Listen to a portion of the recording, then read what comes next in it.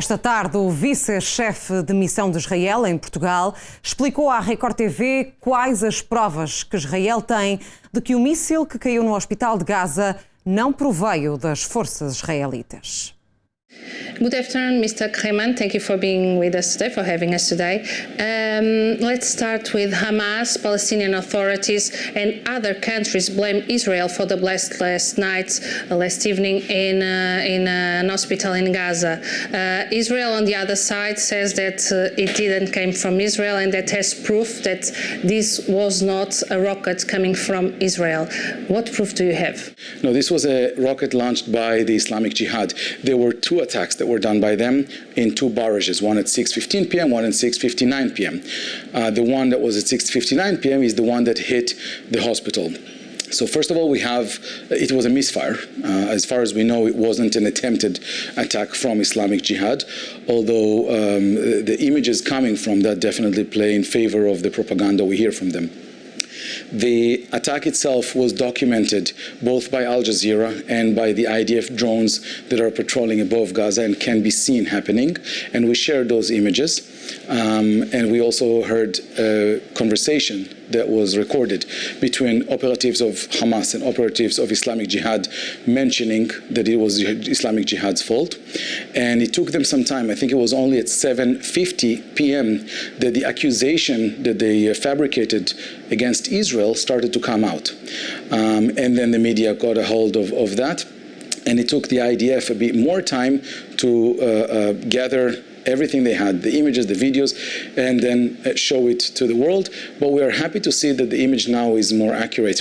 But how do you see the reaction from some Arab countries, for example, Saudi Arabia, Morocco, Egypt, that in the first place blamed Israel for this attack? I think sometimes it can be an automatic response that we see from some groups inside those countries that have a clear agenda in a specific direction in light of history with Israel, and fact-checking seemed to be not up to its standard when it comes to this. In this time, we call it the fake news time, we call it the post-truth era, and in this time we see that not enough fact-checking is done before publications come out. It's true that we were surprised at some point that Hamas had the audacity of blaming Israel for something they clearly knew was not Israel's fault. But this is part of the propaganda that Hamas tries to facilitate and bring to the attention of many people. Like I said, these images or these stories from Hamas came to different channels in the Arab world very fast, which was in a hurry to publish them rather than to really investigate into what happened.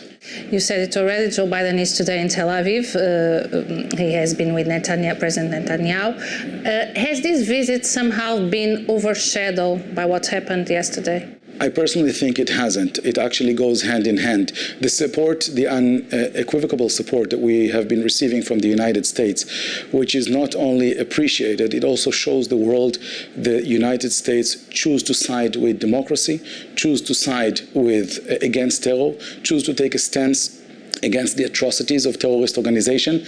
And in this case, this is another atrocity committed by a terrorist organization, this time Islamic Jihad, against people in Gaza, and the United States expressing about it the view and the full factual reasonable understanding of what happened there actually goes hand in hand with what we're seeing. When will we have a humanitarian corridor from Gaza to let in the humanitarian aid and to let out who needs to go out? We have all the international community asking that. We have President Sisi from Egypt saying that Egypt does not control that and that depends on Israel. It is a difficult situation because there is one opening from Gaza into Israel and one opening from Gaza into Egypt. And in the past, there was already an attempt supported by the Americans to allow 1,700 Palestinians that are working with the Americans out of Gaza, and the people that stopped that war, Hamas, they would not let anyone out. I understand that there are negotiations through different channels to ask Hamas to release hostages that have multiple nationalities, for example, or to enable foreigners out. But in this instance, the main organization standing in the way of that happening is Hamas not letting people out. This is part of the strategy that this terrorist organization is employing. So it's not Israel to blame? Israel is aiming to find the best window. Israel is trying. Israel wishes to help as many uninvolved, as many foreigners, as many people that have nothing to do with Hamas to be away from this conflict. There are locations marked inside Gaza in which Israel is directing the uninvolved population to concentrate in, so that we would not attack those places, we would not harm the population there. Unfortunately, Hamas constantly used the population of Gaza as human shields. And that's unfortunate, because this is a reality no one deserves, no one in the Palestinian side, no one in the Israeli side. Thank you very much. We're done. Thank you.